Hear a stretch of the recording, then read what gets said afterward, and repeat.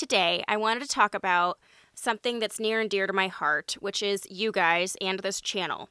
So, when I first created this channel, I wasn't 100% sure everything that we were going to do on here. And now that we've been around and have over 8,500 subscribers, which is amazing to me, I wanted the channel art to feel like it represents who we are.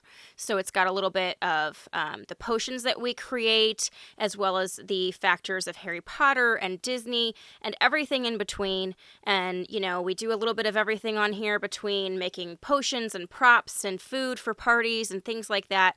And I wanted to make sure that our channel art kind of represented that a little bit better. I couldn't have done everything that I'm doing on here without all of you and your support. So I just want to say thank you for that. And I look forward to the journey that we're going to continue to have together. So here's the old logo. And here's the new logo. So I hope you guys like it. If you do, hit that thumbs up button. If you haven't subscribed, please do so.